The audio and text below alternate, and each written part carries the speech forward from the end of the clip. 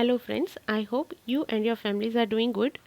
In this video we will see the source of some questions which were asked in Gen 21 exams. तो जैसा कि अब आप अपनी स्क्रीन पर देख रहे हैं, मैंने CA final old course Gen 21 exams का क्वेश्चन बाय क्वेश्चन आपको डिटेलिंग लिख के दिखाई हुई है सामने कि कौन सा क्वेश्चन कहाँ से पूछा गया था, उसका सजेस्टेड आंसर जो मुझे मिल पाया और उसका सोर्स क्या है। तो पहला क्वेश्चन जो कि कंपलसरी क्वेश्चन होता है उसमें आपको 3 चीज़ों के ऊपर टेस्ट किया गया था। सबसे पहला था कारो, दूसरा था चैप्टर नंबर 2 यानी कि ऑडिट स्ट्रेटजी वाला चैप्टर, और तीसरा था प्रोफेशनल इथिक्स का एक क्वेश्चन। तो आप देख सकते हैं कि जो कारा वाला जो फर्स्ट क्वेश्चन था वो एप्लीकेशन ऑफ माइंड के ऊपर बेस्ड था, और जो बाकी दोनों क्वेश्चन थे वो डायरेक्टली पीएम के पूछे हुए हैं। आप इनका सोर्स है उस पर से आप देख सकते हैं आगे। Next question number 2 physical loss के ऊपर, उसके अंदर पहला क्वेश्चन था। इसमें लिखा था कि 269 SS is not applicable to which organisation, ये आपको बताना था। लेकिन ये थोड़ा नया क्वेश्चन है, इसके हिसाब से मैंने एकदम शॉर्ट में अगर आंसर बोलें तो ये सारी जो ऑर्गेनाइजेशन है इनके ऊपर फिजिकल लॉ का 269 एसएस एप्लीकेबल नहीं होता, एक्स ऑडिट का। उस हिसाब से आंसर था, लेकिन अभी हमको सजेस्टेड आंसर आईसीआई के लिए वेट करना होगा। नेक्स्ट क्वेश्चन था एरियाज ऑफ इंडिपेंडेंस के ऊपर, जो कि पीयर रिव्यू का क्वेश्चन था कि वो हम कैसे देखेंगे। तो सबसे पहले हमको बताना था कि एरिया ऑफ इंडिपेंडेंस की हमको पॉलिसी बनाई हुई है क्या, फिर उसको कम्युनिकेट किया है क्या इस तरह से, और उसको मेंटेन करना है किया है क्या। तो ये प्रैक्टिस मॉडल का ही क्वेश्चन है, सोर्स लिखा हुआ है, आप चेक कर सकते हैं। सिमिलरली अगला क्वेश्चन मिसकंडक्ट के ऊपर था, प्रोफेशनल एथिक्स का, जो कि अगेन एक पीएम का ही क्वेश्चन है। इसके बाद क्वेश्चन नंबर 3 पर आते हैं। उसके भी अगेन 3 पार्ट्स थे, ABC।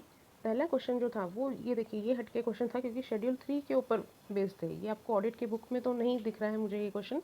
ये थोड़ा आप बोल सकते हैं कि FR और उन सब का नॉलेज मिला के आपको आंसर करना था, प्रैक्टिकल नॉलेज के ऊपर।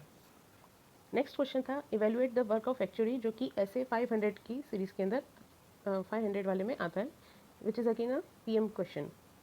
दूसरा क्वेश्चन एक टैक्स ऑडिट का क्वेश्चन था, जिसमें आपको लिखा था कि अगर आपको जो पेमेंट है वो कैश में रिसीव हुई है तो उसका क्या करना है। तो इसके लिए मैं ये डायरेक्ट पीएम में या पास्ट एग्जामिनेशन के हिसाब से तो मुझे नहीं मिला है, तो इसके लिए आपको अगेन आईसीआई के सजेस्टेड आंसर का ही वेट करना होगा। क्वेश्चन नंबर 4, उसके 3 पार्ट थे, उसमें एक सी पार्ट में आपको ऑप्शन भी दिया हुआ था। जो फर्स्ट पार्ट था वो उसके अगेन 4 सब पार्ट थे, जो कि कारो का ही क्वेश्चन था।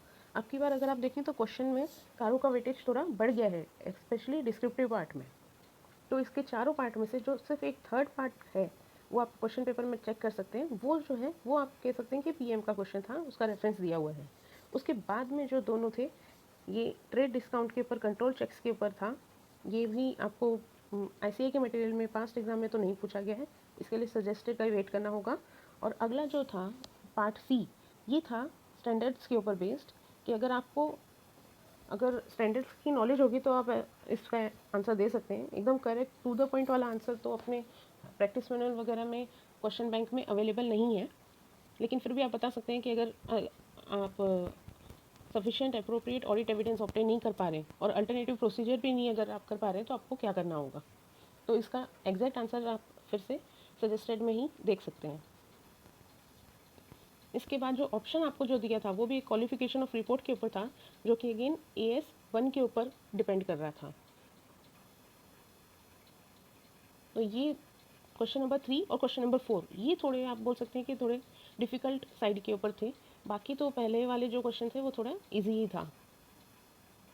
इसके बाद क्वेश्चन नंबर 5 पर आते हैं हम। हिडन लाइबिलिटीज़ के ऊपर पूछा गया था, जो कि था कि अदर चैप्टर्स के अंदर आ रहा है, यानी कि इन्वेस्टिगेशन और ड्यू डिलिजेंस का क्वेश्चन है। ये प्रैक्टिस में का ही क्वेश्चन है, आपको बताने थे कि आप कैसे आइडेंटिफाई करेंगे, उसके इंस्टेंसेस क्या हैं। नेक्स्ट क्वेश्चन था सर्टिफिकेट कंप्लाइंस के ऊपर, जो कि इंटरनल कंट्रोल के ऊपर का ही एक क्वेश्चन है। ये चैप्टर नंबर 3 का है। अगर डिटेल में आपने उसको स्टडी किया होगा तो ही आप उसको आंसर कर पाएंगे। दूसरा एक प्रोफेशनल एथिक्स का थोड़ा हटके सवाल है, ये भी पास्ट एग्जाम में पूछा नहीं गया है। नेक्स्ट है क्वेश्चन नंबर 6, जिसके अंदर आपको 5 इंस्टेंसेस ऑफ नॉन कंप्लायंस बताना था, जो कि एक पीएम का क्वेश्चन है। उसके बाद स्टैट्यूटरी ऑडिटर कब कब री अपॉइंट नहीं हो सकता है, तो आपको थोड़ा एप्लीकेशन ऑफ माइंड करके सारे इंस्टेंसेस रिकलेक्ट करके मेंशन करने थे। और लास्ट क्वेश्चन था कि मैनेजमेंट ऑडिटर कैसे स्टडी करेगा सिस्टम और प्रोसीजर फंक्शन को। तो ये अगेन ऐसे के ऊपर बेस्ड था। इस तरह से आप देखें तो टोटल ऐसे की वेटेज थी 18 मार्क्स की, कारो की वेटेज थी अब की बार ज़्यादा थी 10 मार्क्स की थी और कंपनी ऑडिट की 5 और प्रोफेशनल एथिक्स की 12 और फिजिकल ऑडिट की 13। तो देखिए तो अगर ये जो मेजरली आप कह सकते हैं कि 5 चैप्टर की ही वेटेज 58 मार्क्स की थी इन द डिस्क्रिप्टिव सेक्शन, यानी कि 70 अगर हम हाँ ऑप्शन के साथ लेंगे तो 84 मार्क्स का पेपर बनता है। तो 84 में से 58 मार्क्स का तो इन्हीं 5 चैप्टर में से पूछा गया था। और उसके बाद जो हमारा ऑडिट का जो क्वेश्चन जैसा जो सिलेबस है उसके बाद में जितने खाली उसके बाद भी कितने 4 ही चैप्टर उन्होंने उठाए। चैप्टर नंबर 2, 3 पीयर रिव्यू और इन्वेस्टिगेशन और ड्यू डिलिजेंस। शेड्यूल 3 और एएस का क्वेश्चन तो एज सच अपने सिलेबस में है ही नहीं बुक के अंदर। ये आपके प्योरली एप्लीकेशन ऑफ माइंड और कॉमन सेंस के ऊपर बेस्ड था।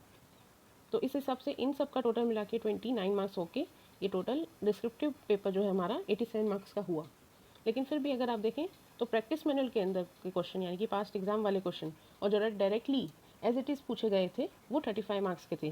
तो 70 में से 35 यानी कि 50% जो क्वेश्चन थे वो देखे हुए थे। लेकिन फिर भी क्योंकि काफ़ी क्वेश्चन अलग भी थे तो हम इस पेपर का लेवल मॉडरेट कह सकते हैं, ईजी तो नहीं था ये।